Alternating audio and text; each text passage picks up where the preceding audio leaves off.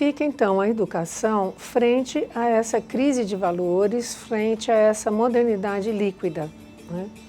Muitos problemas sobram para a educação, muitos desafios, né?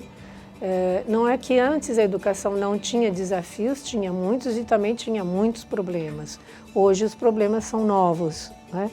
E que são esses desafios? Como é que essa crise de valores tem aparecido? Para professores é comum eles falarem, por exemplo, da crise em termos de desrespeito de alunos, né?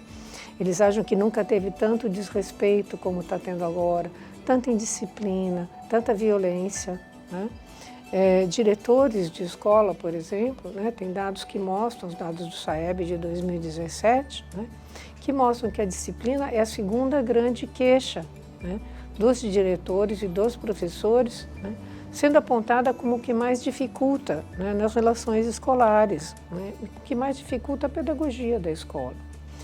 Do mesmo modo, né, também eles apontam como uma grande fonte de estresse para eles, né, e como um tempo que eles gastam muito grande para colaborar com os professores. Os estudantes também reclamam do pouco bem-estar que eles têm na escola, né? Então, assim como os professores e diretores falam da crise, os estudantes também, de certo modo, e na linguagem deles, também falam de uma escola sem sentido, de uma escola que dá conteúdos que eles dizem não tem nada a ver comigo, né? Eles reclamam também da indisciplina, eles não conseguem se entender muitas vezes na sala de aula, eles reclamam de violência, eles reclamam de conflitos, né? Então eles reclamam de injustiças, a gente vai falar disso mais até, né? E a escola então também é uma fonte, né, de sofrimento e de problemas para os estudantes. Então o que fazer, né? Que pessoas a gente quer formar? Em que direção a gente quer que as pessoas vençam, né, essas crises que estão acontecendo, né? As nossas leis, os nossos princípios de educação, de proteção da infância, de trabalho com a juventude, elas indicam que a gente quer formar cidadãos de valor, né? Cidadãos que tenham valores como igualdade, como liberdade, como solidariedade, né? Que saibam viver numa sociedade de forma a contribuir para que a sociedade seja mais justa, né? Seja mais harmoniosa, né? Mas será que nós sabemos fazer isso, né? Será que a escola sabe fazer isso? Então, o fato da escola às vezes ter isso em seus projetos pedagógicos e fazer essa repetição desses valores, né, não garante que as pessoas tenham adesão aos valores, né, e que se comportem em relação a eles, né, de forma coerente, né, aquilo que elas acreditam e aquilo que elas agem. Então, é preciso que haja uma coerência em termos da adesão e das competências, né? Então, a gente chama de competências um conjunto tanto de comportamentos quanto de atitudes que capacitam as pessoas a viverem, né, de uma determinada forma, né? A agirem de uma determinada forma, a serem de uma determinada forma. E aí eu queria chamar a atenção para vocês, de um quadro do Pucci sobre capacidades da inteligência moral. Esse quadro, ele mostra alguns valores que são importantes para todos nós, que estão nos nossos princípios de educação, normalmente, que são importantes para conviver de forma ética com os outros, e as capacidades ou competências, né, que tem que garanti-los como ação, que transformam esses valores em virtudes, né? Então, por exemplo, um primeiro valor, a autenticidade, ele pede um autoconhecimento, que a pessoa construir, valorizar, valorar positivamente a si mesma e integrar o seu próprio eu em projeções para o futuro. O reconhecimento dos demais, então é a empatia, capacidade de se colocar no lugar do outro, de reconhecer sentimentos, necessidades.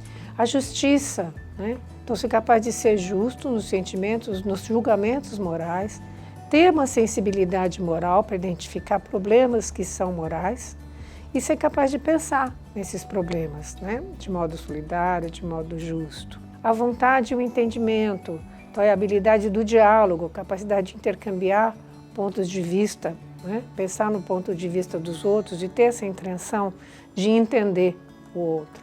E o tornar, a tomada de consciência, que tem uma compreensão crítica da realidade, adquirir e comparar diversos pontos de vista sobre a realidade, com a finalidade de entendê-la e comprometer-se a melhorá-la. E a coerência e responsabilidade, que é a autorregulação, né? Então, procurar coerência entre o julgamento que se faz e a ação, transformar essa ação em hábitos. Do mesmo modo, né, e aí já vindo para as nossas leis, a Base Nacional Comum Curricular coloca como competências, e aí a gente chamou a atenção das competências do ensino médio, né, para o ensino médio, né, nas competências vários exercícios de valores, então afirmação e ação orientada por esses valores, né. Então a nossa Base Comum Curricular diz, por exemplo, né, tendo em vista a construção de uma sociedade mais justa, ética, democrática, inclusiva, sustentável, solidária, vocês veem quantos valores já tem aí, né? A escola que acolhe as juventudes deve ser um espaço que permita aos estudantes. E aí eles vão dando as várias competências que se espera que a gente consiga, né? Que a gente ajude o jovem a ter, né, com os processos educacionais, né?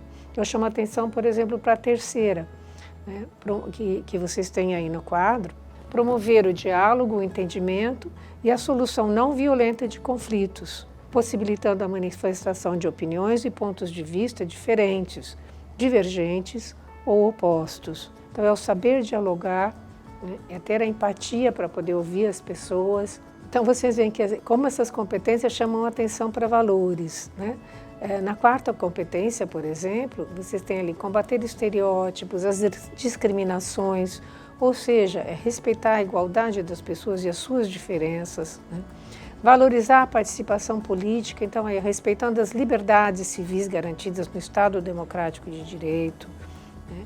A última, construir projetos pessoais e coletivos baseados na liberdade, na justiça social, na solidariedade, na cooperação, na sustentabilidade, né? Então, ela é toda plena de competências que implicam no exercício de valores.